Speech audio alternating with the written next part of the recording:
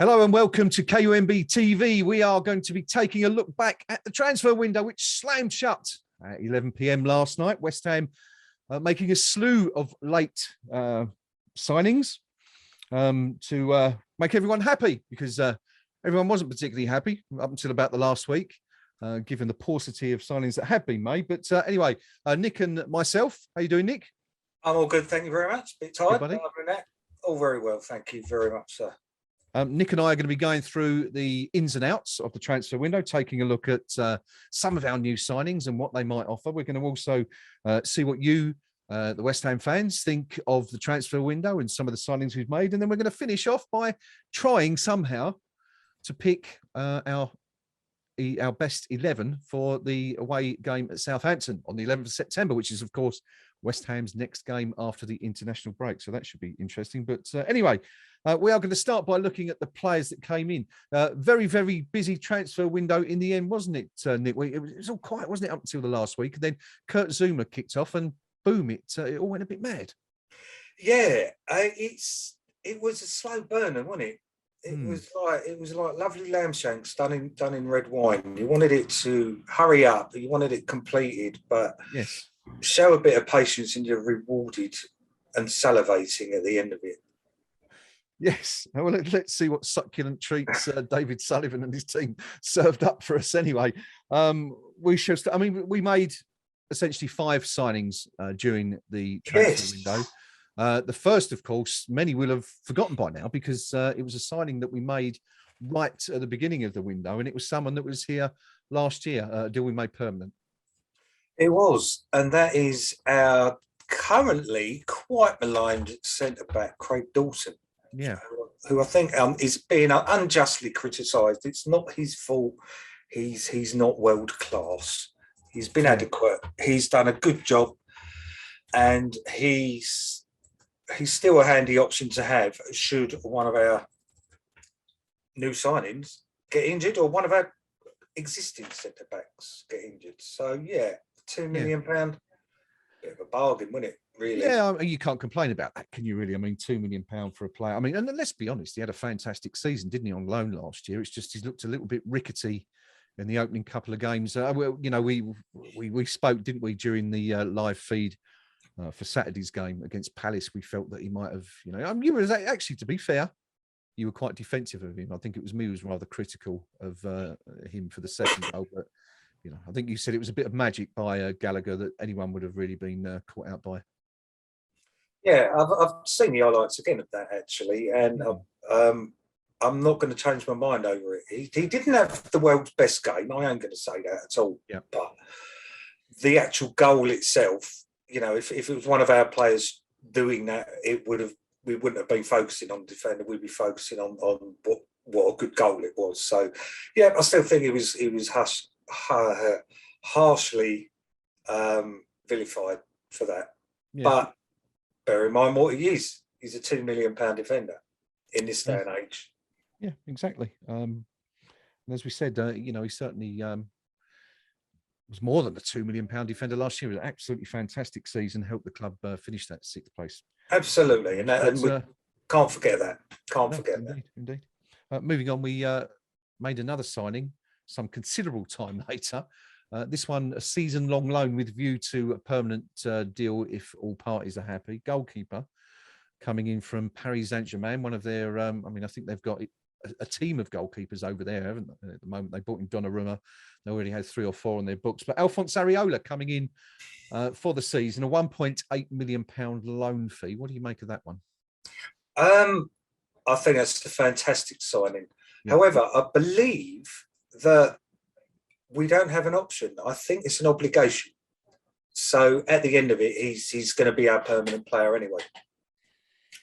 So whether it works out or not, I think we've got no choice with signing him.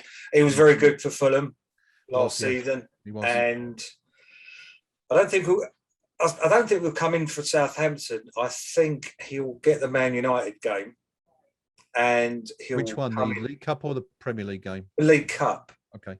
I think he'll come in for the League Cup game, and then he'll keep his spot, and then Fab will end up being the cup keeper. Well, we'll discuss He's that in a while, won't we? When we get to the end of the show, we're gonna look at yes, who we think should be in between the sticks. But yes, you know, I mean, we're looking at a goalkeeper, 27 years old, potentially got a decade ahead of him. You know, goalkeepers, as we know, don't really mature until, you know, or hit their best until their early 30s. So definitely one for the future. And do you see that as you know, a natural progression there? You know, the successor to Fabianski, as opposed to, you know, being a challenger now. absolutely. It's for once a bit of forward thinking. You know, it wasn't a position we were overly desperate in, but obviously the situation's arisen where he's available. Yeah, and it's good business getting him in. He can challenge Fabianski. I did actually make a point. There was a YouTube video of his saves and stuff for Fulham last season, and I had a look, and he's got the reactions of a cat, you know, and seeing the way he warms up, he does a karate kick up against the crossbar and stuff like that. And that's the sort of, I know it's just pure entertainment, but at the end of the day, he's agile. That's something that Fabianski's now not. And it's not something he's ever had, but he's a good shot stopper. He commands his area well, and yeah, he could be our keeper for years to come. And the bonus is, if he's not, it'll be because we flogged him for a horrendous amount of money. I think he's got that kind of potential. That he's going to be. If he does go, he'll go for a lot of money, not because he's not much cop. What are we? What the fees? What 11, 12 million? I think, isn't it, to make that deal permanent? Yeah, and I think that's a steal. Yeah, I actually think that's a steal, because goalkeepers go for a fair chunk nowadays. You know, gone are the days of Phil Parks. But speaking of Phil Parks and goalkeepers, you know, in the past we have had a habit of spending big on keepers, and look how that worked out. So hopefully he's, as you say, he can be between the sticks, injuries permitted, of course, for a good 10 years or so. Yeah, I think so. West Ham, of course, twice, didn't we? Made set the world record, I think, for goalkeepers. Phil Parks, and before that, Bobby Ferguson, I think, was a world record signing for a goalkeeper. So certainly going to struggle to do that these days with the, you know, 70 million kind of fees that we've seen for one or two keepers. But yeah, I mean, I totally agree with you. I think he's a really, really good signing. Loved him at Fulham last year. Really stood out, I thought, last year.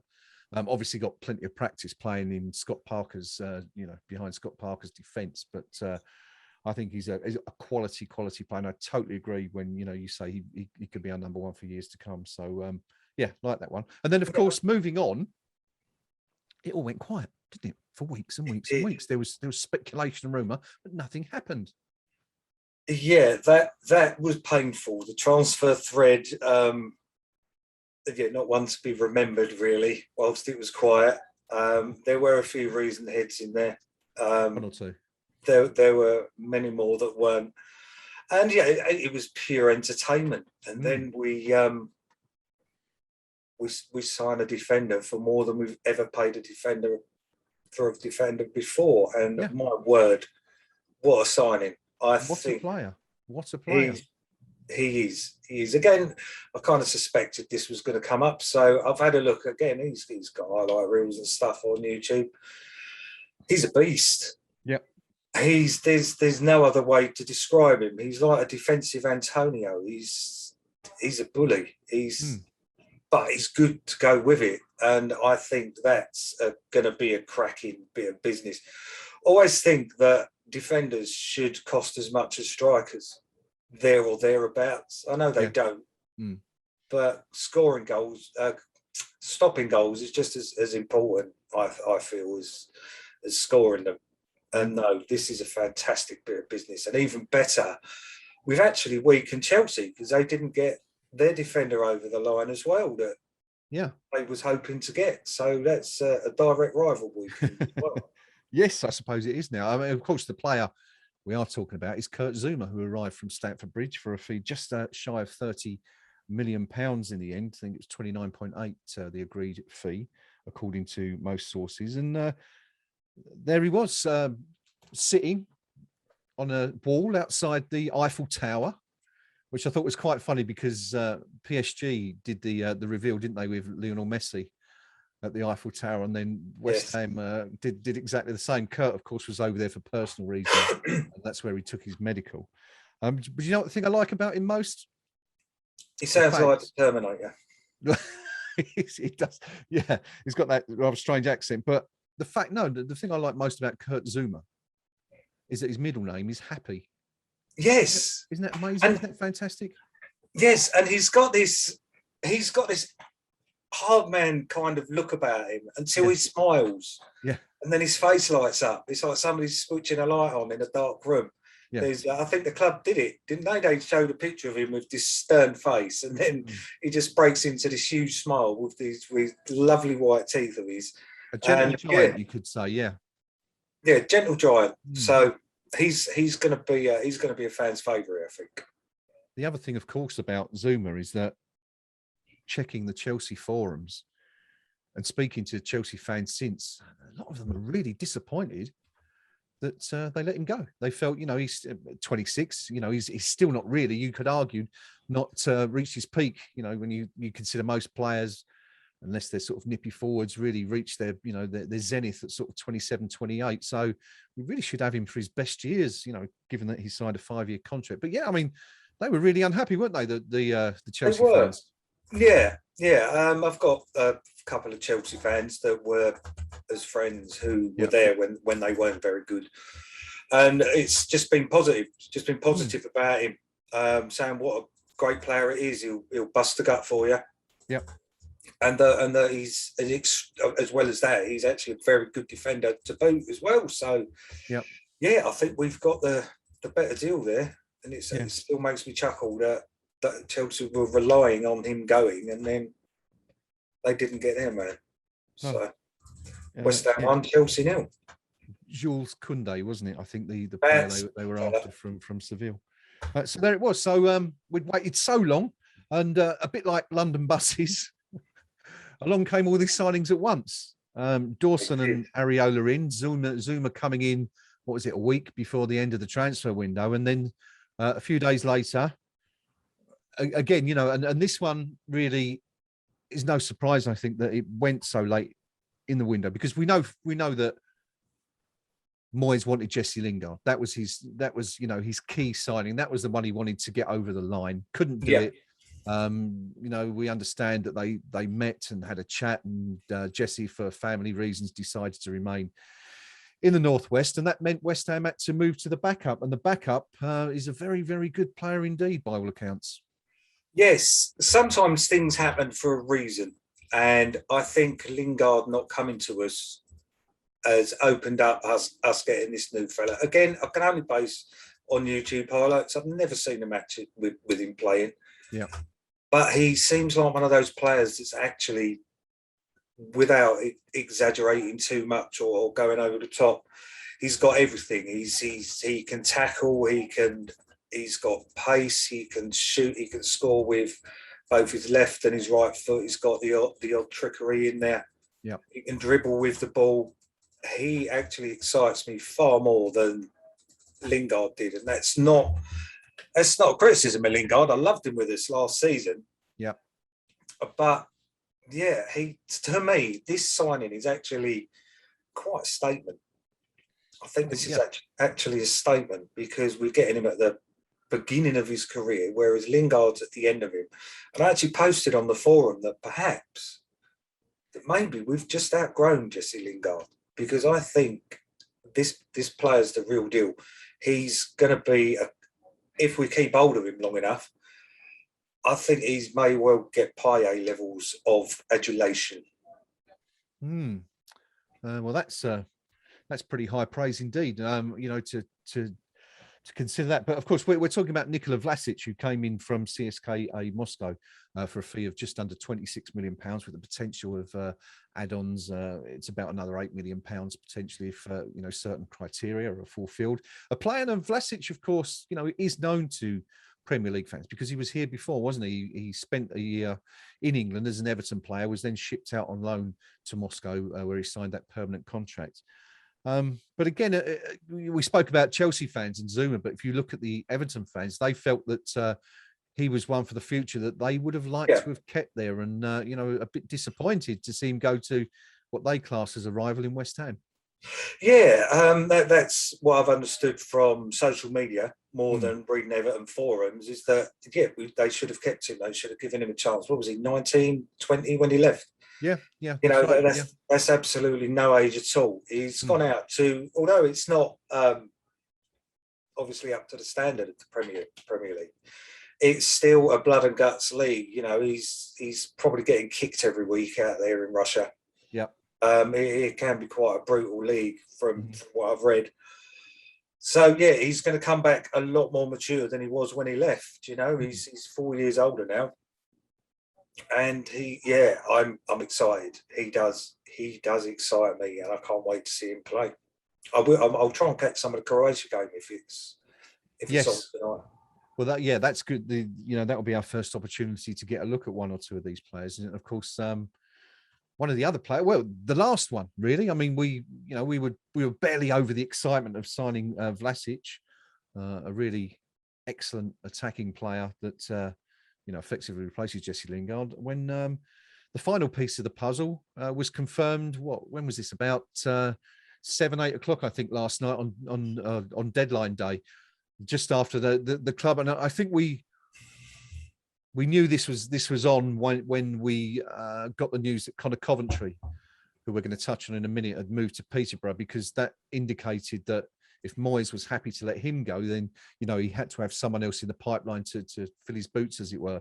And then, of course, within sort of 45 minutes, an hour, Alex Kral, another player that are playing in Russia, came in for again on a season-long loan, a fee up front of around £3.5 million, as we understand, and with a potential fee of around 14 million. I mean, again, as you were saying before when we spoke about Areola, in today's money, it's a snip, isn't it, for the very highest level? Yeah, I've never seen him play. I didn't watch. The Czech Republic. Did he? I can't remember if he played against England. I think he was sub against England, but he played a couple of times, didn't he, in the Euros? And people are kind of quite critical of his performance. I don't think he played very well, did he, in the games he featured in? But of course, as we said, there was a piece in the Times. David Moyes writes a column for the Times, and prior to the Euros beginning, he wrote a column entitled "One to Watch," where he looked at 4 or 5 players, and Kral was one of the players that he listed. So clearly, Moyes has been and his team have been watching Kral for a considerable length of time, and it certainly wasn't based on what happened at the Euros. No, I mean, it's the same applies when a player has a good tournament. You don't sign him off the back of that. Pretty much the same applies if a player doesn't have the best tournament. You then don't sign. You don't use that as an excuse not to sign him. Quite clearly, Moyes. One thing I like about Moyes, and that absolutely brilliant article on KUMB that John Simpkin wrote about the way that Moyes is in the transfer market and the way he scouts players himself and analyses them. I've got to trust his judgment. I'm just a mere layman. Before he had this stuff tournament, he was highly rated. And the fact that, two of our best players also advocate him. Now, whether that's just trying to get their mate into the same workplace, I don't know. But, and that's the thing, he seemed, regardless of the ability, which is obviously important, is the other thing, he seems like he's going to fit straight into the squad. Yeah. Which is a bonus. It's not just about their ability, it's about character, which is something I think I'd like to touch on later when we're sort of summering up. Yes. Yeah. About other things. I think he'll fit straight in. Yeah. Because what you get with Czech footballers is that they're grafters. We've seen that. Yeah. And it's not just with the two we've got now. Although he wasn't the most talented, Thomas Repka had give blood and guts. Yep. He just happened to have a screw loose as well, which didn't help. So, again, he's another one that I think he's not going to be outstanding. Mm-hmm. I don't think he's going to be. This is just based on his feeling rather than what I know. I think he's going to be one of those players who gets the job done in the background, kind of thing. An ideal sub for Rice, Soucek. We can rest one of them now. We haven't got to work them to death. We can rotate them. and whatnot. And the bonus is he's played with Souček before. Yeah. As well. So yeah, I think he's a good signing. And what's it going to be in total? What, 19 million? Yep. Again, he's a good age. He could be with us for years. And if he's not, then hopefully we'll get a bit of money back on it. Two things I really liked about this signing.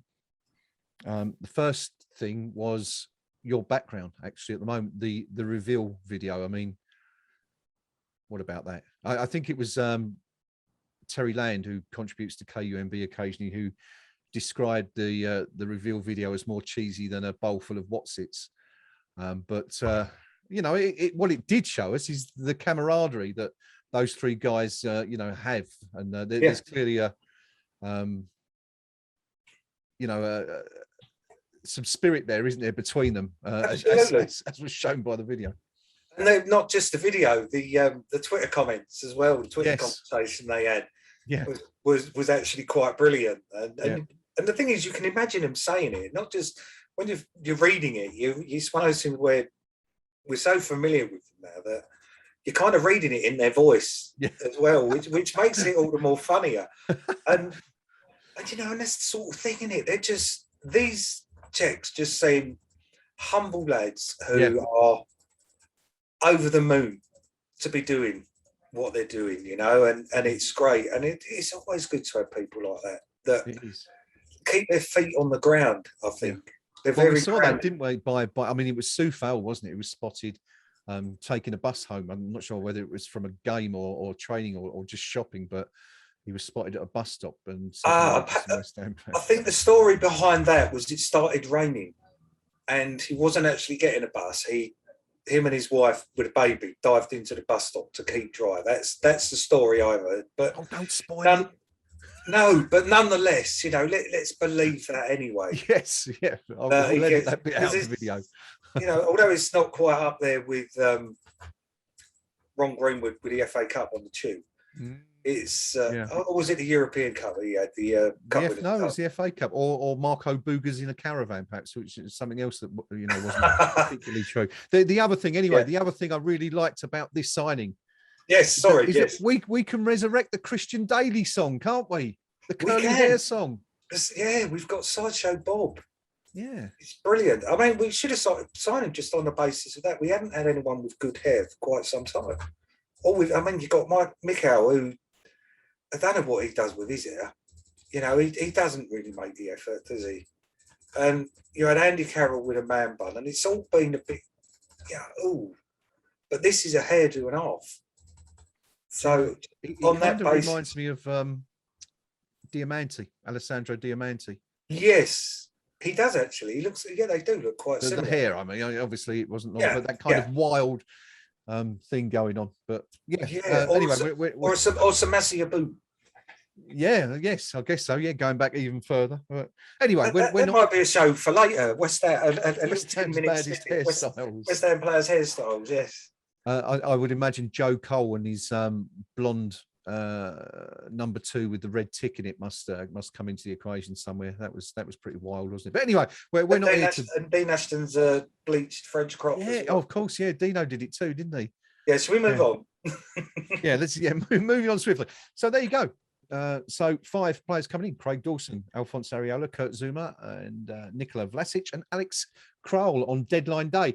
Of course, to accommodate those, we had to say goodbye to a few players, and I think rather than spend so long, you know, going through each one of these, we'll look at who's left and we'll sort of pick the bones out of it. But I'll make it 7 players who departed the club during the window. We started with Nathan Trott.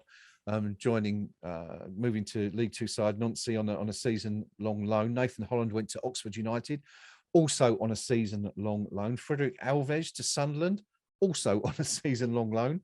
And Mido Odobiko on, I think it was the penultimate day of the window, wasn't it? Went to Huddersfield Town. Conor Coventry, we've mentioned, went to Huddersfield. To Peterborough. On a season-long loan.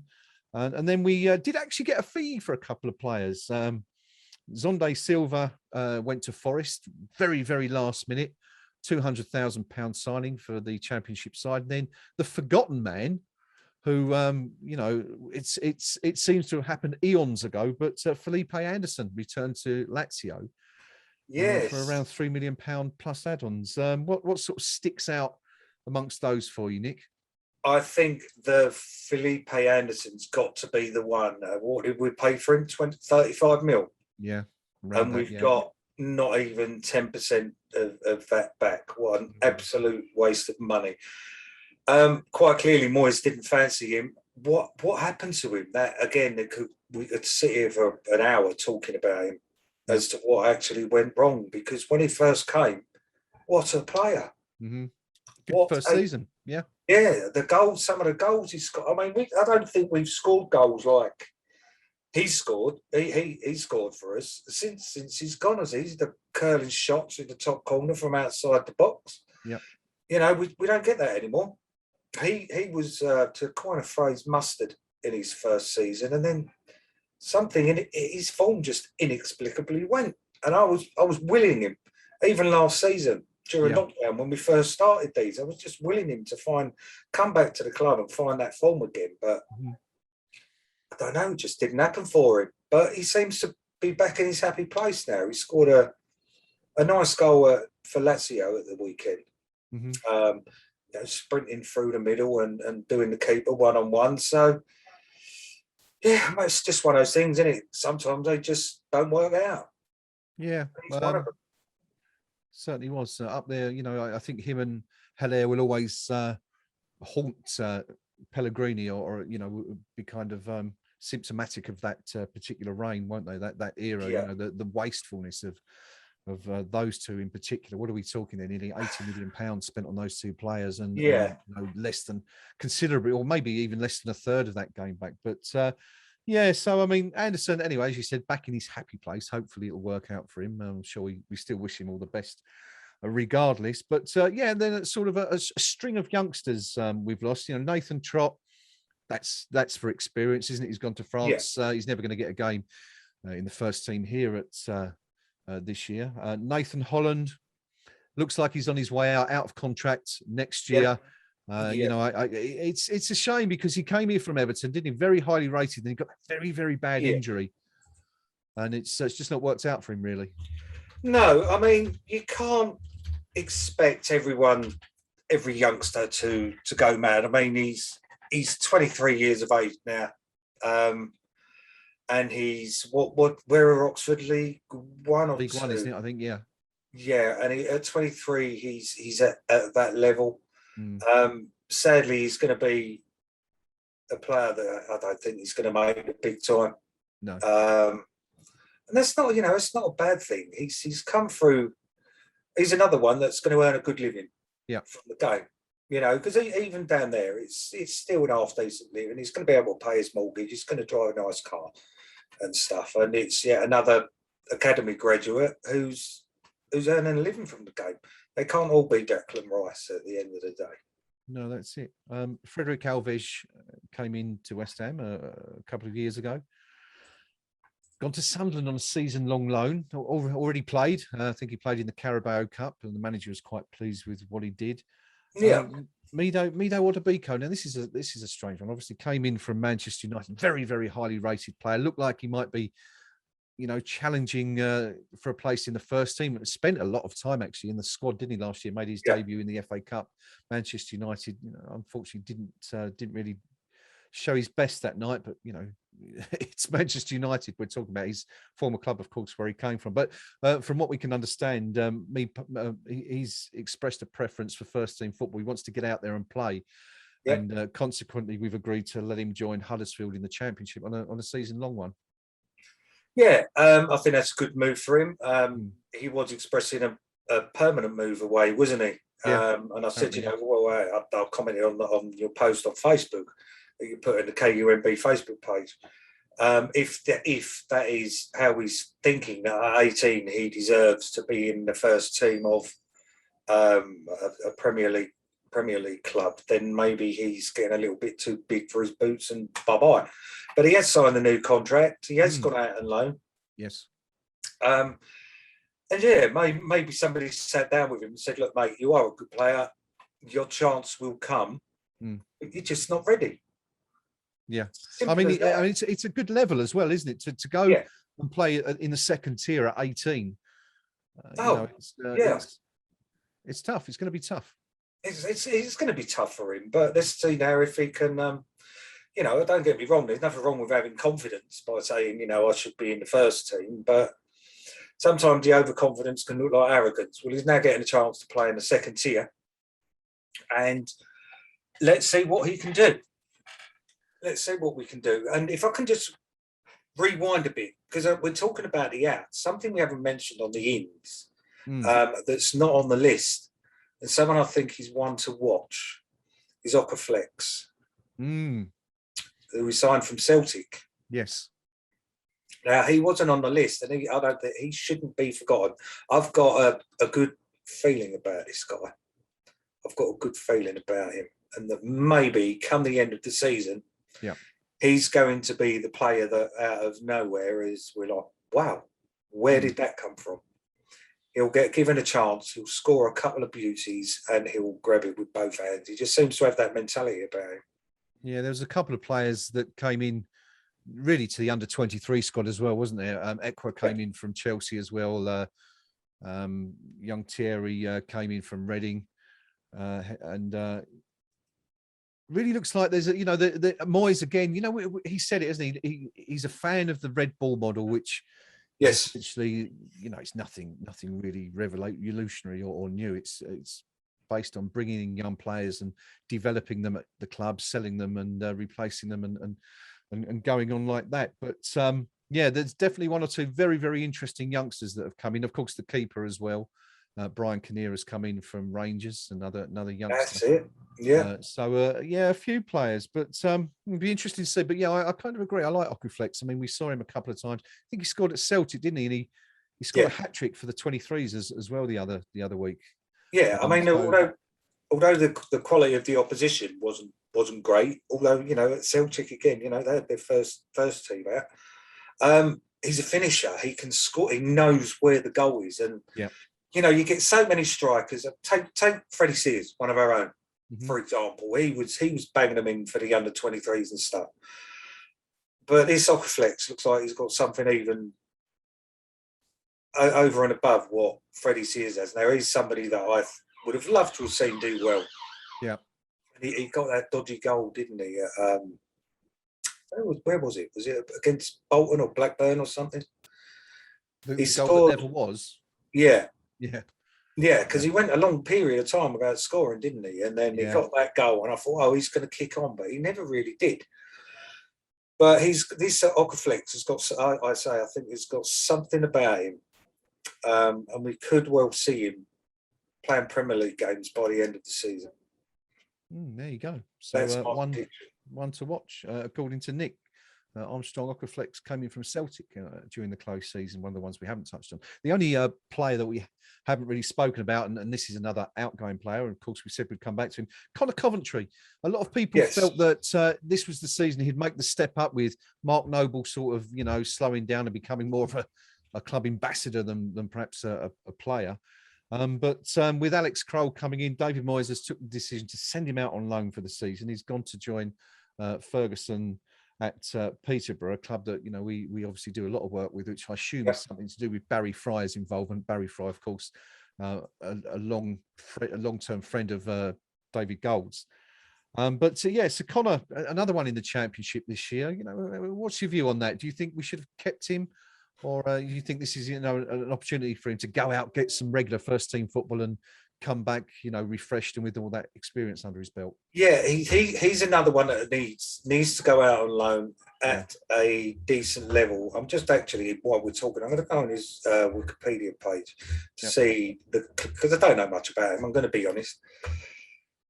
I mean, his league career thus far at 21 is 7 appearances for Lincoln City. Not being harsh on the young fella, but I think that maybe tells you quite a bit about his abilities that he's only ever made at 21.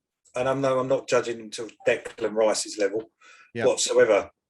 But 7 league appearances That was in 2020. I think it was also a tough time to go to Lincoln because they were pushing for the League One title at the time. So, it was a tough time to kind of blood a youngster, in those circumstances. So I'll give you that. Kind of a bit of a victim of fortune in those, in that sense. But definitely a player that many people have seen and thought, this is his time. But and I've seen a lot of people liken him to Josh Cullen, who of course went to Anderlecht, and another player that a lot of fans would have liked to have seen stay and develop. But good opportunity anyway. As we said with Odobiko, Championship's a tough league. Absolutely. There's some quality players in there. You've got your grizzly old defenders who've seen it all and kicked everything from here to Brighton and back or whatever. And really good chance for him to go and get some experience. And we'll see, I guess, where he is at the end of the year. Yeah, that's all we can do. I know he's one of our own. I know he's a local lad. I think he's from he's Walthamstow, isn't he? I think, or thereabouts. And I get that we have this wheel for a local lad to do well, but the Premier League is a difficult league. The golf. I know that we play on the one-off game of Championship Club in the FA Cup, but I think over a season, you just have to look at the top two in the Championship usually are so far ahead. Mm-hmm. And then they go down the following season because the golf in class is absolutely massive. You can't make no mistake about it. So if they can't cut it there, then unfortunately, but again, they'll make a good living from the game. I would like to see. I want to see him do well. I really wanted Josh Cullen to do well because again, he's one that's come through the academy. Yeah. And if he's not good enough, I'm not sure he is. I've not seen a lot, but what I have seen, he's fine in the under-23s, but I don't see a Premier League player there. And again, he's now 21. He's not a kid. Yeah. He's not a kid. When you think he's only 2 years behind a player we've just spent, have reported £33 million on. And of course, Declan Rice was making his England debut at the same age. So, I try not to compare against Declan because of course, they players like him, they come along. Well, we had a load, didn't we, with Cole Ferdinand and stuff. But that was 20 years ago, wasn't it? That was 20 years ago. Yeah. Plus, all of those players were an anomaly. It's never happened to us since, and it hadn't really happened to us such a quantity in, previously either. So you're trying to compare against a bloke. A bloke that's 2 years older than him. We've just signed for supposedly £33 million. Yeah. Whereas he's off to Peterborough for a season. Mm-hmm. That's not putting him down at all. It's just being real. I think. It absolutely goes to show just how difficult it is to succeed in the Premier League. You're not just up against the best in the country. You're playing against the best players in the from around the world. Yeah, and it's very, very difficult, isn't it, for anyone to get in? But I think that's it. I think we've just about covered the ins and outs then. So we're going to move swiftly on to the polls because we asked the followers of KUMB, the forum members, and also the followers of our social media channels on Facebook and Twitter to let us know what they thought of the transfer window. And this is what they came back. We asked our followers to give the window a rating between 1 out of 5, between 1 and 5 being the highest score possible. Looking at the Twitter poll right now, which has attracted just over 1,200 votes, only 1% have given it a 1 out of 2. 35% have gone for a 3, 60% going for a 4 out of 5, and only 4% going for a 5 out of 5. On the KUMB.com forum, again, the same question. Only 1% going for a 1 or a 2 score, 26% going for 3, 65% going for 4, and 8% going for 5. So most people are pretty happy, with what we've done. Not perfect, though, even though the club have spent in the region of £70 million net before add-ons are taken into account. I think that rises to about 80 million 85, you know, if that all kicks in eventually. But yeah, we thought we'd take a look at some of the comments, didn't we, to see what people are saying. And it seems to me, Nick, that the overriding issue that people had is that for a second successive transfer window, we've not bought a striker to supplement Michail Antonio. And because yeah, I mean, sorry, yeah, and the other position I think people feel we are short of is left back. Evil C summing that up, just saying, you know, I'll give it a 4 out of 5. If we'd have signed a left back and a striker, it would have made it 5 out of 5. Sendo saying 4 out of 5 as well. Clear improvements signed at goalkeeper and centre back. The attacking midfielder signing looks promising. But we've got a lack of clear cover at left back and centre forward. And this is something that's repeated, isn't it? You're also looking at some of the comments. Is that sort of a common theme there as well? It is, yeah. I mean, we've got Dr. Mop. He's only given it a 3. Okay. I think he kind of unjustly rounded down because he said a 7 out of 10, I think. Oh, no, sorry. That was Anjaldo. Sorry. They're post on top of it. There's always one that's got to be awkward, isn't there? You know? Yeah. So he rounded it down to a 3. Okay. Striker, again, it's this recurring theme of striker and left back for most people. You've got a 5 from Wayne Pin. And this is, you know, this is a good point that as he makes it. A 5 for me because it feels planned and it's what the manager wants with no Sully specials.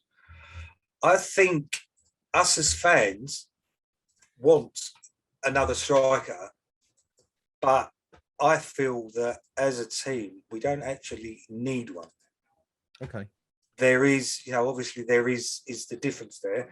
And I think Moyes is aware, wanted a striker, but he knows he doesn't need a striker. I think that's the way he's gone. I brought it up in the Palace when we were talking after the Palace game, I think. Yeah. We've got the beast of Antonio. Chelsea have got Lukaku.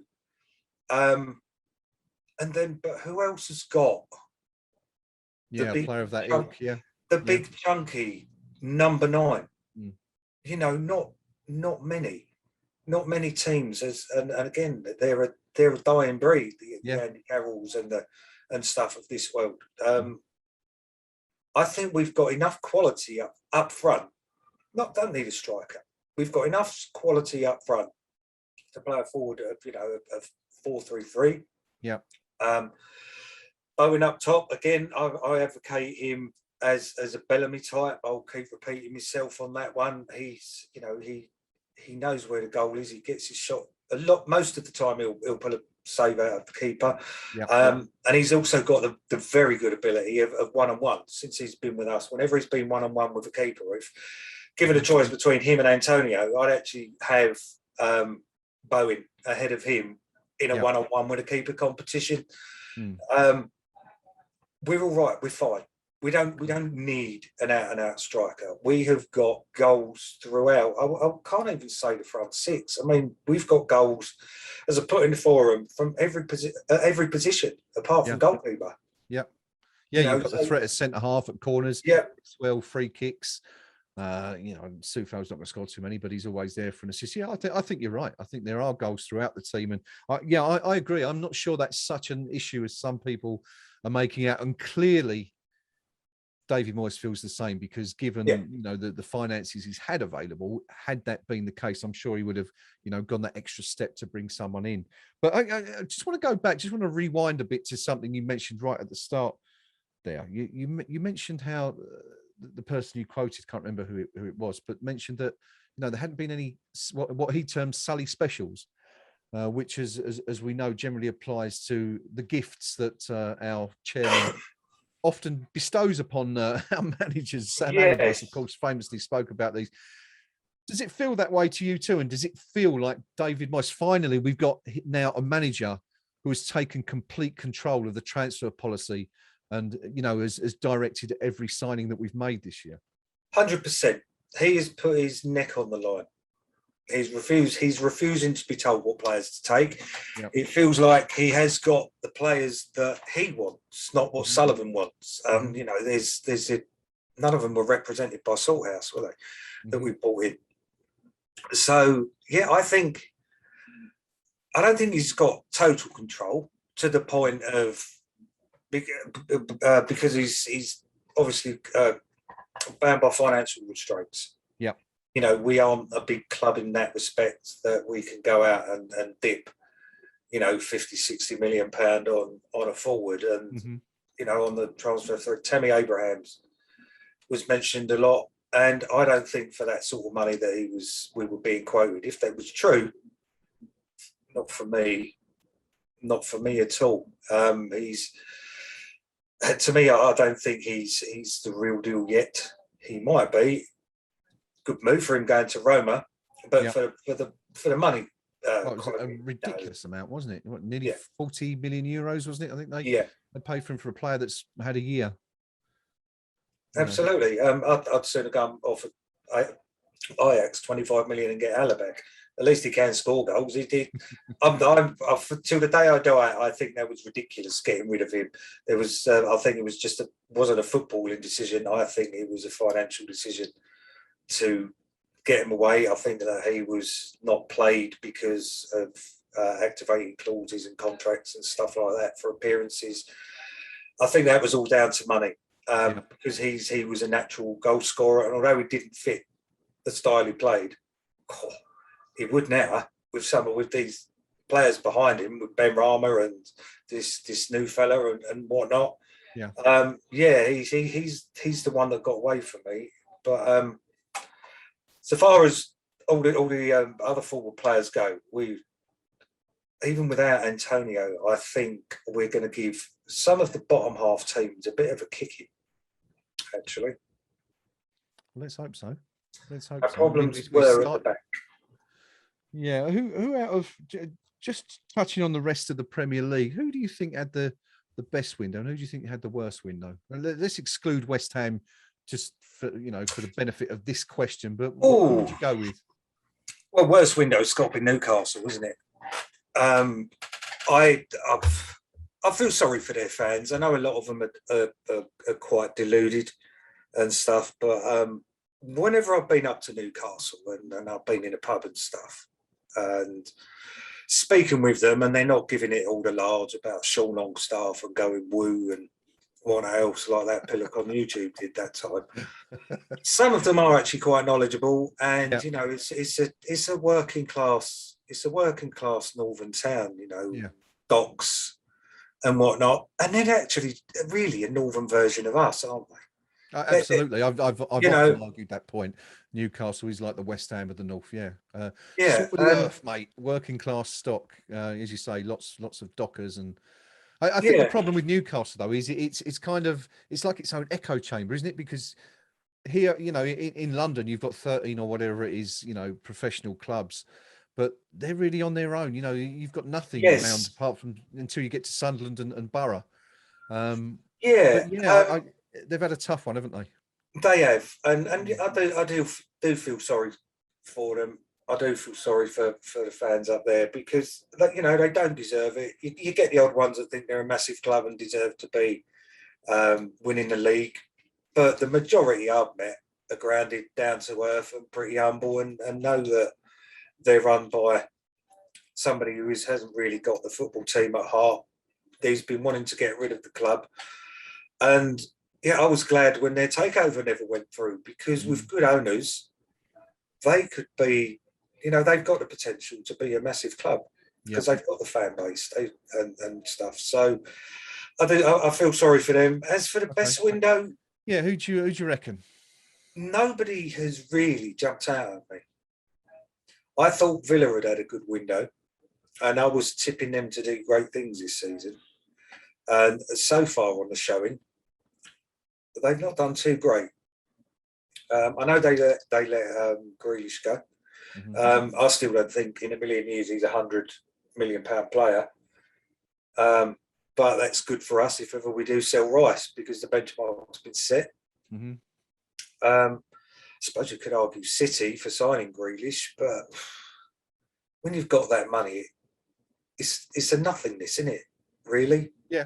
A good signing. He's somebody like maybe what we've done with Kral or with Areola. We've got top class players at really quite a steal. But if you can just go throw all that sort of money, then it's quite funny they didn't get Harry Kane as well, to be honest. If you had to pick a bargain of the window, who would you? Is there any player that sort of stands out for you? Well, you mentioned Kral there for West Ham. Anyone else? I suppose a bargain would be £15 million for Ronaldo. I think that's a bit of a bargain. Yeah. But I'm not sure it's a good signing, if that makes sense. Totally. I don't think that is a good signing for Man United because of his ego. I'm not sure he's the right sort of player to have around the dressing room, which, let's face it, since Solskjaer's been there, the dressing room and the team spirit has been a little fragile at times. Which bearing in mind, you consider he spent around £400 million. I think the figure is, it's quite remarkable, really, isn't it? I don't know what it says about the manner in which they scout their players, but I'm totally with you on Ronaldo. I think it's, and I also feel the same about Messi going to PSG. I know we're veering off course a little bit here, but it's transfer window. It's transfer related. We can talk about it. I think they're both very good players in their own right, but will they, upset the equilibrium of those teams and those squads? What do you do? I mean, I think it was Paul Merson actually made the point that it's going to be great for Manchester United when they're, when they've got the ball, but when they haven't, it's essentially they're going to be playing with 10 men because. And the same with Messi at PSG. These aren't players that are going to be tracking back and chasing their man at 35, 36 years of age. So it'd be interesting to see. But then PSG have also got the bonus of they've got some absolute class in their team as well, as well as Messi. Mm-hmm. So I don't think it'll have that much of an effect. And of course, they've got a proper footballing manager. They've in Pochettino, so they haven't got a bloke who's stumbled into the job from a two-bob team in Norway that suddenly found himself with the Man United job. So, that's... I heard people at the start of the season tipping Man U to go on to big things this season. Not for me. I can't see it. I've seen nothing to even give a glimmer of hope. And dropping the Ronaldo bomb in that dressing room, you got a Jesse Lingard in there who is going to be pretty unhappy. Let's be honest. He can't be happy with playing 4 minutes of football. Were you surprised to see him stay there? Accepting the fact that West Ham didn't go in for him. Were you surprised to see no one else going for him? I was actually. I thought maybe other teams would have done. And maybe that actually tells you what you need to know, kind of thing. That maybe this little purple patch he had for us is going to be not the highlight of his career because he's won trophies and stuff. But why hasn't one of the Northwest clubs went for him? Why hasn't an Everton? Even even a Liverpool? Probably if he showed the form that he showed for us, for a team like Liverpool. For cup games and whatever else, and to cover injuries to them, because I don't think Liverpool have got particularly much strength in depth at the moment either. No, I guess they would probably argue that Oxlade-Chamberlain is their equivalent, wouldn't they? Another player, of course, who can't really get a game at the moment. But just going back to the bargains, I mean, I think the one that sticks out in mind for me is Demarai Gray, who went to Everton, started out at Leicester, I think he was in Germany, wasn't he? Birmingham, sorry, he started out and come back to Everton for something like 2 million. It seems an absolute, that's it's pocket money, isn't it? For Premier League clubs these days. But it's a punt at the end of the day. I mean, you don't know what you're going to get with players like that who've kind of lost their way a little bit in their careers. You don't know what you're going to get. I suppose the equivalent would be for us if we was to maybe punt £3 or £4 million on Ross Barkley, for example. And speaking, Chelsea players, Danny Drinkwater to Reading. Did that complete in the end, or did it not? No idea. I've no idea. Because there were rumours, weren't there? Danny Drinkwater to Reading. Let's have a look. I think they signed a couple of experienced pros, didn't they? Was it Cahill went to Reading? Yeah, Danny Drinkwater to Reading. He did go, did he? Interesting. Yeah, he's on loan. He's gone on to Reading on loan. You know, this is the bloke who was so good that he had to be taken to an international tournament over Mark Noble, who had the absolute season of his life, you know, and yeah, he's now on loan to the Championship. Yeah, it's a real fall from grace. He's another one. It's just one of those players, and there's a whole list of them, isn't there? You know, Scott Parker, Ross Barkley, you know, Drinkwater, all players that have excelled at clubs, gone to Chelsea, and just been left to rot. Basically, it kind of makes you wonder what makes players want to make that move. But I suppose we know what the answer is. It's money. It's got pound signs on the end of it. But anyway, there you go. Just quickly, what about Arsenal? What did you make of their spending? I think they spent 160 million pounds. Bought the Japanese centre half yesterday, but 50 million on White, another 35 million on the Albion keeper. Strange old window for them. They don't seem to be too happy, do they? No, they don't. I think it's absolutely great. I really do. The more they fall, the better. Again, they've got no cohesive unit. Arteta is completely out of his depth. The longer they keep him, the better it is. Although they're still going to take 6 points off us this season, aren't they? Like they always bloody do. If there ever was a given, it's that, isn't it? Yeah. Doesn't matter how they play in. West Ham are coming into town. There's some points. Thank you very much. But I would say it's a shame again to see such a big club, because they've had a massive fall from grace. But you know what? The way their fans turned on Wenger at the end, it's nothing less than they deserve right now. No, it was a case of not knowing what you've got till it's gone, isn't it? I think there with the Arsenal fans. But anyway, Sodom. Who cares? We're going to move on to our final segment of this show. And this is where Nick and I are going to try and pick a starting 11 for the next Premier League game at St Mary's against Southampton on the 11th of September. Would have been quite easy before this week because, the team pretty much picked itself, didn't it? But let's start.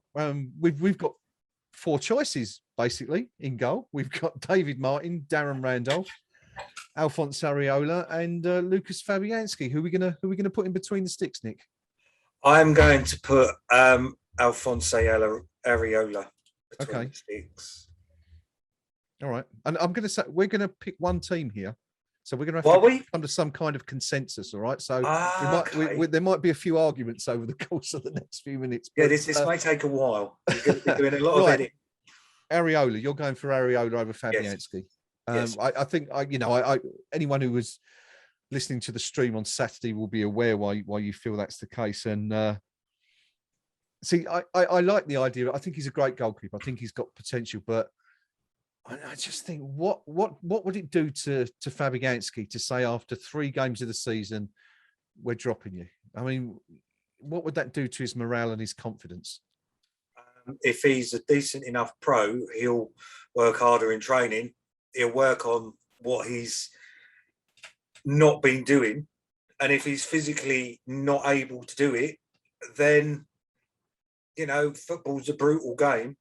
Thanks for the service, Fab, but tough. Okay. All right. I'll tell you what, as it's our first pick, I'm going to let you have this one. I'm not going to put up a big, defense of Fabianski anyway, because I think he's made a couple of rickets. And I think you're right. I think it to switch it around now and again breeds competition, and it's good for all players. It keeps them on their toes. Yep. I'm certainly not averse to staying. So okay, we're going to go with Areola in goal then. So there's our first change. I think we'll stick with the formation Moyes generally deploys. So we'll go with a flat back 4 for now. So let's go to left back next. Now let's assume that King Arthur is back fully fit. I mean, he's been playing for the last few weeks in the reserves. We're expecting him to be back and ready.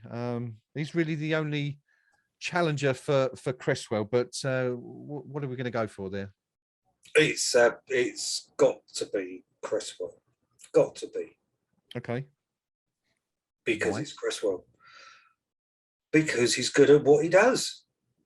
he's not. I don't think he's as bad defensively as his reputation suggests. Mm-hmm. And I say reputation, I mean from fans. He's got a beautiful delivery on him. Although he doesn't score a lot of goals, he is a threat from free kicks. He has scored a couple. You know, the highest assist from defence last season in the league. Yeah. Yeah, he don't deserve to be dropped. He's one of the first names on the team sheet for me. I'm totally with you on that. I mean, I'm a big fan of Cresswell's. I know he gets an awful lot of stick. I get the feeling he's kind of in that niche of, you know how every season there's at least one player that the fans have to kind of dig out. And it seems to me that, you know, Cresswell's falling into that a little bit, into that zone a bit now. I'm not sure he deserves the criticism he's had. No, he can't defend. If he couldn't defend, he wouldn't be playing in the Premier League every week. Absolutely. I mean, he's fallen into that since he got his injury in the pre-season friendly a few years ago, and yet he's still been almost an ever-present under what, 5 managers now? Mm-hmm. Yeah, 7 years. Yep. You know, people would say that about Mark Noble. If he wasn't a good player, then he wouldn't be an ever-present under all of these managers. And Cresswell's the same. Every manager that has been at the club since he's been here has not looked to get rid of him, has picked him on a regular basis when he's been fit. He's been in the team, so that tells you. Right, we're no question. I think no arguments. Definitely Cresswell at left back. I think the right back situation is going to be an even shorter discussion. Is there any, anything worth discussing there? It's Soufal all the way, isn't it? Do you know what? I'm going to go a little bit left field here, and maybe it's a touch of arrogance now. I'd give Fredericks a little run out, Okay. Because got to remember that they would have come back from international duty. They would have played a couple of games, and I'd say the arrogance is it's in inverted commas only Southampton, who we do a number on every season. Yep. Absolutely every season, and give him a little break. I would, I'd be tempted to play Fredericks, whether I would or not, if push comes to shove, because we are only 3 games into the season, 4 games on this one. But, squad depth, it's a squad game. I probably would go Soufal. Okay. But there is a justification, I think, to maybe pop Fredericks in there for a game. I think you might be being a little bit contrary there. I'm not sure. You mentioned left field. I think you've gone so far left field. You've gone off the edge of the cliff, and you're actually swimming for your life with that one. But I don't get me wrong. I like Fredericks. Again, this is another player, isn't it, who's had an awful lot of criticism. Yes. During his time at West Ham, but another player he's never caused any problems. Never complained about being benched week in, week out. Always gives 100% when he does play. And I like him, but I think I'd definitely bring him out for the cup game. I think if you're looking, to make a change, it may be a couple of weeks later. We've got that really ridiculous run of fixtures of 8 games in 22 days or something. Oh yeah. But I think we're going to go with Soufal on the South. Oh yeah, of course we are. Of course we are. All right then. Well, it's worth the debate anyway. Is it live? I mean, there is kind of a justification for it, which is good, because we've got the 2 decent options. We've got options, of course. Well, now this is the one that's going to be interesting. We're a position in which we definitely have options now is at centre half. Looking at the squad list, Winston Reid's still around. I don't know if he's fully fit yet. Kurt Zouma, of course, coming to the squad. Craig Dawson, Angelo Ogbonna, Issa Diop. Arguably 5, 4.5 perhaps. Winston Reid, probably not quite Premier League standard these days. But tough question. Do you put Zouma in? Do you throw him straight in and risk, upsetting the apple cart? Do you even put Diop, his compatriot, alongside him in the hope that Zouma brings out the best? What do you do? What do we do here? Your last comment is where I was going to go. Okay. Not popular, but again, it's again an arrogance now. It's only Southampton. Yeah. They look a bit toothless up front this season, don't they? Yep, they do. They've sold what's his face to Aston Villa. Danny Ings, yep. Danny Ings. Yeah, put our long-term back three in: Areola, Zouma, and Diop. Is that how you see it? You see that I French think that is. I think that French club. connection is going to be the way forward in the future. I think again, Diop gets a bit of a raw deal. Yeah, I know he's inclined to switch off on aerial balls, but on the floor, tackling and the bread and butter defending, my money's on Diop every time. Yeah. I think, as much as I love Angelo Bonner, again, it cracked me up the other week reading an interview when Mark Noble said he's made of concrete. He's still, I don't know, he's a class player, but he's one that still scares me in and around the box. What is it? His lack of pace or something else? When I say scares me, it's giving away free kicks and penalties. Okay. He does give me the EBGBs, and again, his lack of pace in the games we've had this season. He's been turned a few times. Okay. And again, it's not his fault. He's not getting any younger. Yeah. Yes, he's good in the air, and he has been a rock. But again, he's another one that early doors kind of thing when he played for us was actually getting quite a bit of stick. He did get quite a bit of stick, and he came in at what, 28, 29? And he's improved. Yep. Yeah, so I mean, he's been playing some of his best football, hasn't he? In the last year or so. But I mean, most people would say he's out.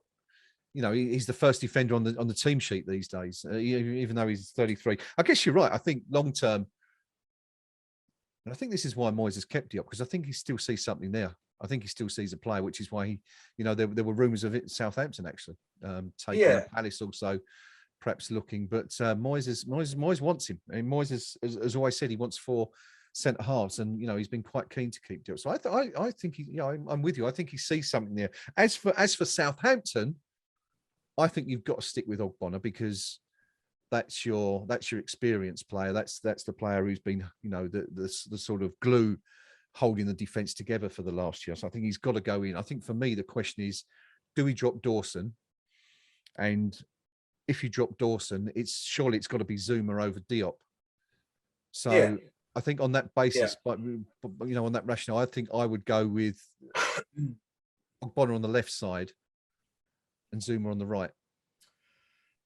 If we're talking about being harsh on people, on players, I think it might be a bit harsh on Dawson to drop him immediately as soon as another player comes in. Okay. But again, brutal. I've advocated it for Fabianski, and it would be hypocritical if I don't agree with you and say, okay, Dawson has been our weakest link in the back four. Yeah. So we're going to have to stick our £29.8 million signing in. You don't pay that. You don't pay that sort of money for them to sit on the bench. So I agree. Okay, so that's our defence sorted anyway. Soufal and Cresswell. I mean, just touching on that quickly, I think that the point about Dawson is that, unlike Fabianski, I think Dawson would expect, looking at the situation, to be dropped. Not whether or not he'd had 3 blinders at the start of the season. I think he would be looking at thinking, well, I came in here on loan as an emergency backup.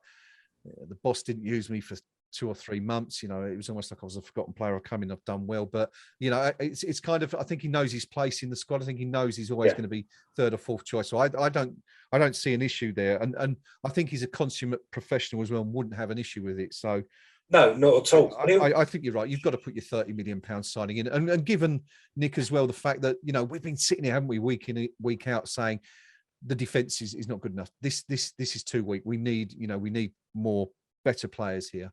We've got one now, and I think so you've got to use him, really. I think so. Yeah, okay. So our defence is sorted. So Soufal, Cresswell at fullbacks, Zouma and Ogbonna in the centre, Areola in goal. Moving on to the midfield now. Let's touch on the central positions. Again, for the first 3 games, this wasn't even an issue. You didn't even have to think about this. You're always going to go with Rice, and you're always going to go with Southampton. The other options now, of course, we've got Mark Noble and Alex Kral in there. Does Kral start for you, or is he on the bench? This is a tricky one. And this isn't me being contrary for the sake of it. I'm going to go where I didn't go. I don't think in the last game against Crystal Palace was probably Declan Rice's worst game. Okay. In a West Ham shirt. I didn't think he did well at all. He was showing frustration. He was getting turned. You got to remember against Newcastle as well. He also switched off, and it's unlike him.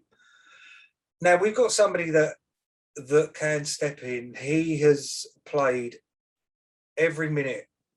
Every minute he's been available, he has played for us.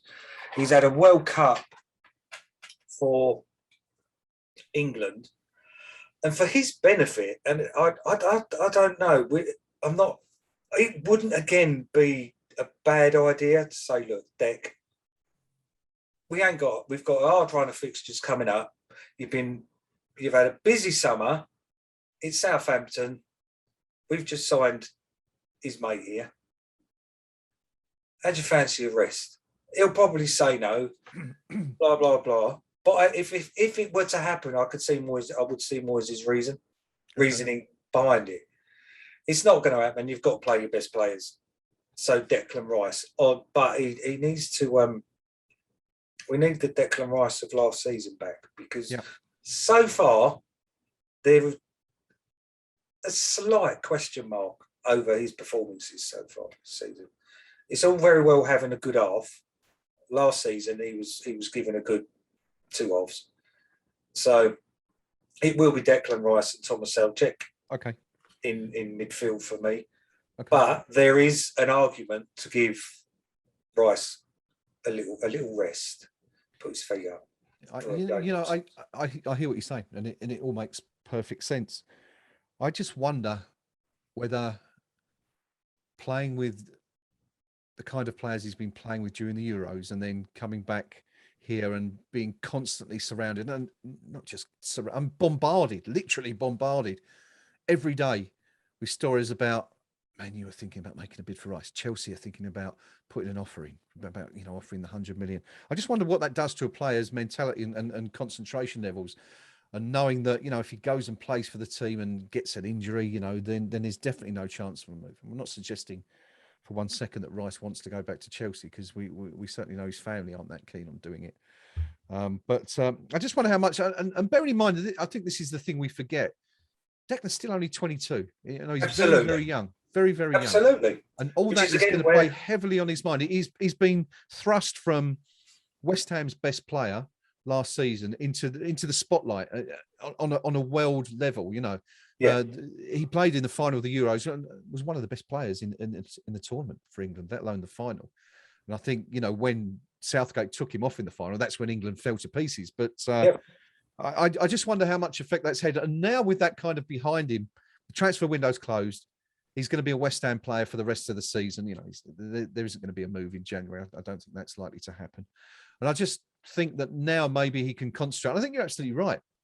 I think we haven't seen the best of him in the first 3 games. I think Newcastle, he started very shabbily, didn't he? And then picked up at a wonderful second half.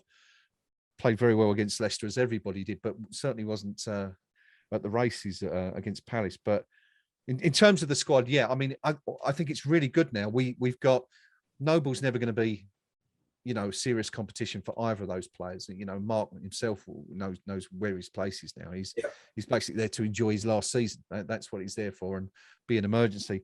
Kral gives us an option, and this is what we've been crying out for, isn't it? We've just been saying, absolutely. Moyes needs options every week. We look at this bench when we're doing Eyes Up Mother Brown, and we say, you've got Yarmolenko and Lanzini, and there's nothing else in terms of midfield or attacking strength there. And that's the good thing. I think you're right. I think now Moyes can say at any point, he can say to Declan, look, Dex, you had a bad game last week. You're not on your game.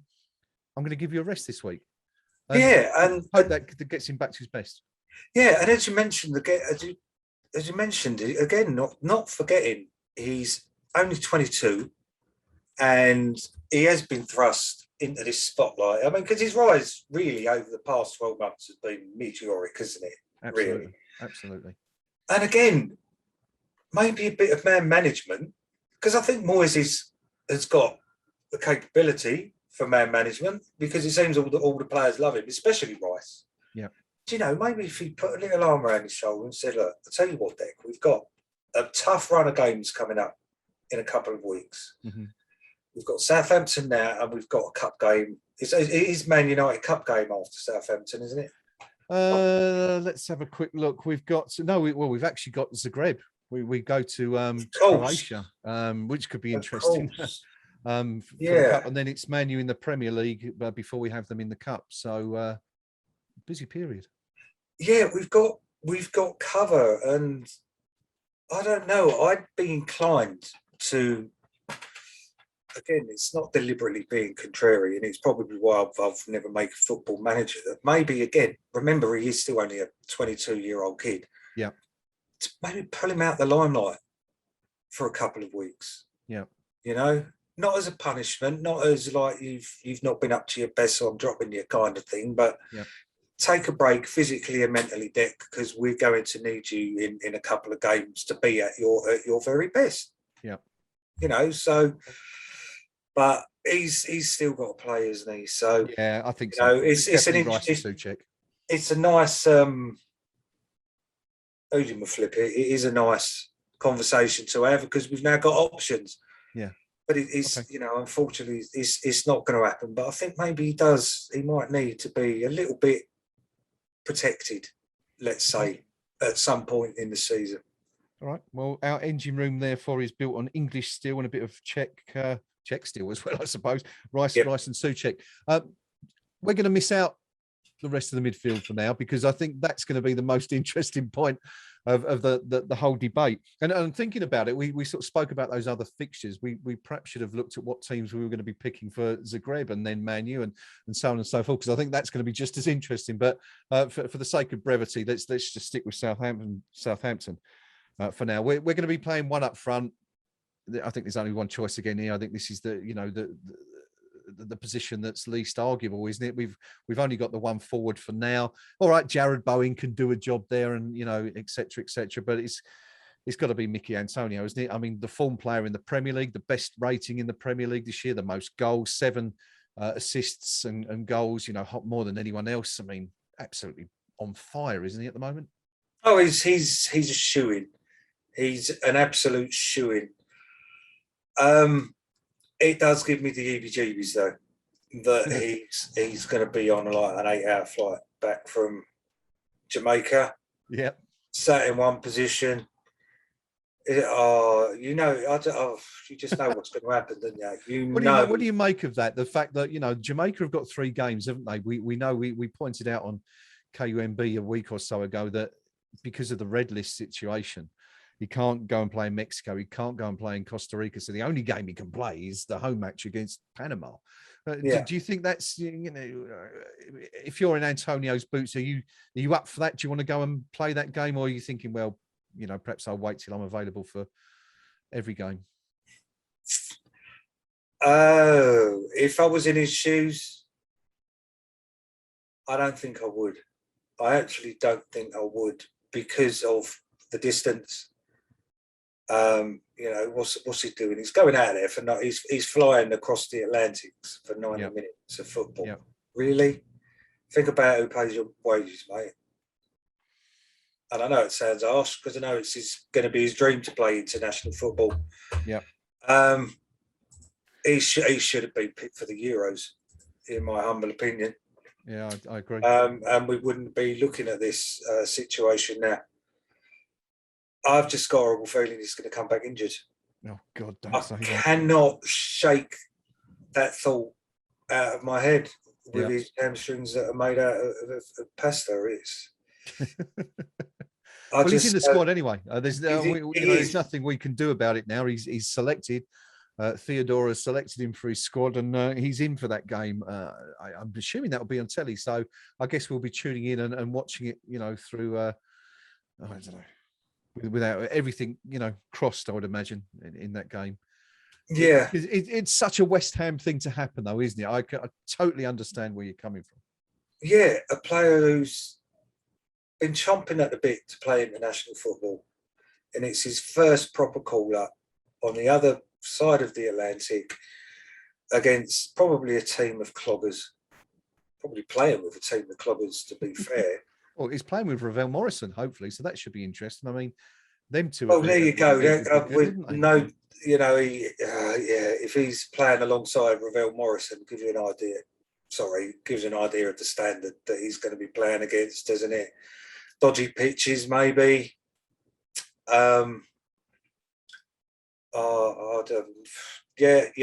You just know, didn't you? And I don't want to come back to this and say, "See, I told you so," because I won't be happy about it at all. It's certainly one you don't want to be right about. No, see Sacco a few years ago. Yeah. And with his call-ups, and then he was never the same player since, was it? Afterwards, was he? No, of course, we'll never forget Dean Ashton, will we? And what happened to him, thanks to Mr. Sean Wright Phillips. It kind of, you mentioned there about dodgy pitches, and it reminds me many years ago when I used to play, we happened to go on a tour of the Caribbean. It wasn't Jamaica, I think it was Antigua, but we went to play on a pitch, no nets, knackered goals, and it was actually a cow field. They had to move the cows off the pitch before we played, but the upshot of it was that we thought we'd walk it, and we ended up getting smashed off the park. They smashed us 5-0. But anyway, I digress. We have our striker, Michail Antonio, which means we are down to our final 3 players. Now, this is essentially Perm 3 from 6. So let's not worry specifically about positions, because we know roughly where they'll play. But Nicola Vlasic, Andre Yarmolenko, Said Benrahma, Manuel Lanzini, Pablo Fornals, and Jared Bowen. Who are we going to pick to take into that Southampton game? The same 3 that have started our previous 3 games. Okay. To me, that's nailed on. Right. None of them deserve to lose their place. So you're going with Bowen and Fornals and Benrahma. Yeah. Okay. So I've got to take you back to what you said about Kurt Zouma. You can't spend £30 million on a player and have him on the bench. Yeah, I can see that. But that was one of the defence. 5 goals conceded in the 3 games. That's where our problem is. Okay. 10 goals scored. We haven't got a problem. We've spent a lot of money on Vlasic. Wait your turn, mate. I see. I completely get what you're saying, but no. I'm being devil's advocate, really. I know. Kind of with you, but I understand that. But we needed to fix the hole in our defence. When you score 2 goals at home against Crystal Palace, you should be getting 3 points. If you're scoring, we're scoring for fun. Mm-hmm. We're scoring for fun, and that bit isn't broke, so he doesn't need fixing. Okay. It's a long, hard season as well. The rest of the new signings will get their chance. I think it's a long, hard September, isn't it? Let alone the rest of the season. Yeah. All these games we're cramming in. Absolutely. So no Vlasic for you then. That's an interesting one. No, not yet, because I don't think any of our front 3 deserve to be dropped. I really don't. I know people have, again on forum, I can't remember who it was, saying that Bowen's not had a particularly great start to the season, but he's part of a front 4 that scored 10 goals in 3 games. He's been part of that. He may not have come up with an assist, but he's made passes that have led to assists and whatnot. He's drawn defenders out. He keeps people busy. Yep. It's not just what you do with the ball, is it? That makes you a good forward player. It's what you do off the ball as well. And Bowen can do that. Whether the rumours about him going to Liverpool were true, or Liverpool interested were true, I don't know. But going with yeah, okay, maybe they were true. Maybe they were considering putting a bid in for him. Yeah. You know, Jurgen Klopp, as much as he's an odious person in his interviews and stuff like that, he's a bloody good manager and he knows a player when he sees one. And even to consider Jared Bowen, he's actually a Liverpool type player. And as soon as I read that they might have been interested, I was a bit nervous that he'd go. Well, by all accounts, he's a Gareth Southgate type player as well, because from he's what on we standby. hear, he's on standby for the England squad, which, you know, again gives you an indication of how highly he's rated. If that's Klopp and Southgate, two guys that know their mustard, and Moyes, of course. Yeah. I'm with you totally. I find that any talk of dropping Bowen kind of bizarre. I don't think he's put a foot wrong since he joined the club. No, he hasn't. An absolutely fantastic signing. It cost a fair few bob, but what was it, 20, 21 million? I think he's been brilliant. I think he's a fantastic player. And you've said, I mean, it's a little bit disappointing, really. We've you know, this is really where you're looking at. You've got some exciting players now. We've got some really good choices. But I'm totally with you. How can you change a winning team? Or you know, all right, we didn't beat Palace, but this is a team that's. You've said it yourself. They're scoring goals for fun. They're doing it with those players. Said Benrahma has been an absolute revelation this season so far. And, you know, I say this as someone who is as critical as anybody of his performances last year. I felt he quite often took the wrong choice, picked the wrong pass, was a little bit greedy, looks a little bit lightweight. I think he's eradicated all those problems. I think he's come out looking stronger. His delivery has been excellent from wherever he's been. He picks the right pass. I think he's been our best player this season. Pablo Fornals is my favourite footballer for years. I love him. I love everything about him. I think he's a great footballer. I don't even speak Spanish. I don't speak a word of Spanish, and I watched pretty much his entire interview that he did with the podcast, the Spanish podcast. I was just enthralled to just enjoying his enthusiasm. He's just a naturally happy character. I think he's fantastic. And then so Bowen, Fornals, Benrahma, how can you possibly drop them? And I think you're absolutely right. And I think Moyes will be exactly the same. I think Moyes, and he's done it with every one of these players. He did it with Bowen at first. Souček perhaps not so, but the attacking players, he seems to try and bring them in slowly. It's not like he doesn't throw them in at the deep end and say, right, get in there and, you know, we're relying on you. It's okay, we're going to take it slow. We're going to get used to the way that we play as a team, you know, the way we are as a club. And I think he's going to do that with Vlasic as well. So yeah, I think he'll do the same. I do think he'll do the same. And he should do the same. But again, you say about, you know, how's he going to feel being dropped? How's anyone like Fabianski being dropped? Defenders and goalkeepers are different mentality, I think, to forwards. I think forwards are that little bit, they've got this ego, haven't they, about them, forward players. Whereas defenders aren't, they're sort of a bit more rough and ready kind of thing. And you have to manage, I think, your forwards a bit better, because otherwise they wouldn't be forwards. No, you know, it if they didn't have that personality. Yeah, to be successful at that sorry, Nick, but it demands a certain arrogance, doesn't it? Absolutely to be highly successful in the Premier League as a striker. I think you're right. So, well, we've got our team anyway. We have. Should we just go through it quickly? We've got Areola in goal, Cresswell and Soufal at fullback, Zouma coming in for Dawson to partner Ogbonna, Rice, Souček, Benrahma down the middle, Fornals and Bowen, and so we've only got one for all these. We've got two players. We're making two changes. We're bringing Areola for Fabianski and Zouma for Dawson. I guess the question is not how we see it. How do you think David Moyes will see it? Do you think he'll pick the same team, or do you think he'll be slightly different? I think he'll play it slightly different. I do think he will keep Fab in goal. I agree. And I do think he'll drop Dawson for Zouma. I agree as well. The defence is where our issues lie. Now, if with Zouma and dropped and we still concede 2 goals, or Fabianski is rooted to his line for a goal, or, you know, is left with a question of yeah, you could have done better there, mate. Then I can see Moyes saying, look, Fab, go and get your head down, mate. You know, we're going to give the other geezer a run because, say, 5 goals in 3 games does tell its own story when, you know, at least 2 of those we shouldn't have conceded. Yeah.